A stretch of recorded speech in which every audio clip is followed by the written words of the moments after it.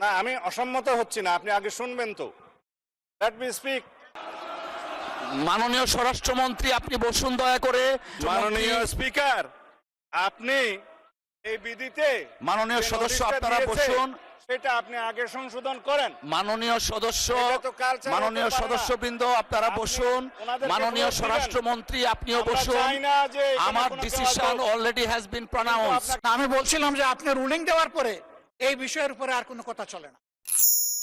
আমরা মাননীয় আইন মন্ত্রী এবং মাননীয় স্বরাষ্ট্রমন্ত্রীর বক্তব্য শুনেছি, পাশাপাশি মাননীয় বিরোধী দলের নেতা যিনি উত্থাপন করেছেন ওনার বক্তব্য শুনেছি। সবার বক্তব্য শ্রবণ করে সংসদের কার্যপ্রণালী বিধি 65(2) অনুযায়ী আমাদের 3 দিনের মধ্যে এই বিষয়টাকে নিষ্পত্তি করতে হবে। সেই হিসাবে আগামী 31শে মার্চ 2026 তারিখ রোজ মঙ্গলবার দিনের সর্বশেষ বিষয় হিসাবে 2 ঘণ্টা কাল বিরোধী দলের নেতার মুলতবি প্রস্তাবটি আলোচনার জন্য সময় নির্ধারণ করছি।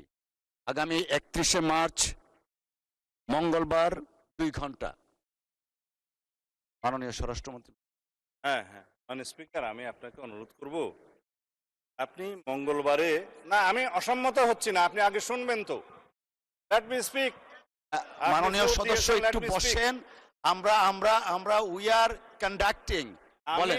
মাননীয় স্পিকার, মঙ্গলবারের আলোচনার সাথে সম্মতি প্রকাশ করছি। ওনারা হয়তো মনে করছেন আমি বিরোধিতা করব। না, যদি সংহতি কিন্তু প্রকাশ সময় করেন বের তাহলে করে তো একটা নতুন করে correction কথা বলার দিচ্ছি। দরকার নেই। একটা কারেকশন দিচ্ছি। মাননীয় স্বরাষ্ট্রমন্ত্রী আপনি যদি না, মঙ্গলবারের correction আলোচনার আপনাকে সাথে করতে হবে, সম্মতি মাননীয় প্রকাশ স্পিকার। করেন, দয়া করে আপনি বসুন। আলোচনা যদি নির্ধারণ করতে চান তাহলে আপনাকে নোটিশটা একটু সংশোধন করে নিতে হবে। এটাই আমার বক্তব্য। মাননীয় স্বরাষ্ট্রমন্ত্রী মাননীয় স্পিকার, আপনি এই বিধিতে মাননীয় যে সদস্য নোটিশটা আপনারা দিয়েছে, বসুন।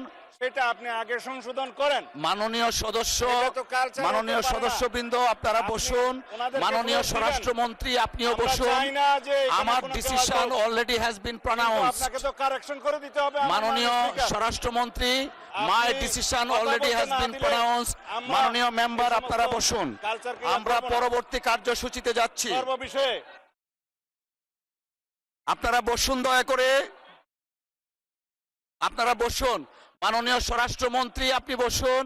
মাননীয় সংসদ সদস্যগণ আপনারা বসুন। My decision has been pronounced. 31শে মার্চ নির্ধারণ করা হয়েছে। সর্বশেষ আলোচনার জন্য 2 ঘণ্টা সময় থাকবে। ধন্যবাদ আপনাদেরকে। ধন্যবাদ।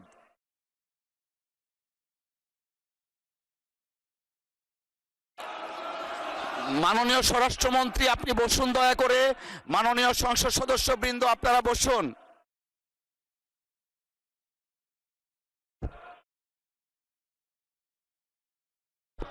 মাননীয় বিরোধী দলের নেতা, আমরা অলরেডি জানিয়ে দিয়েছি 31শে মার্চ অনুষ্ঠিত হচ্ছে।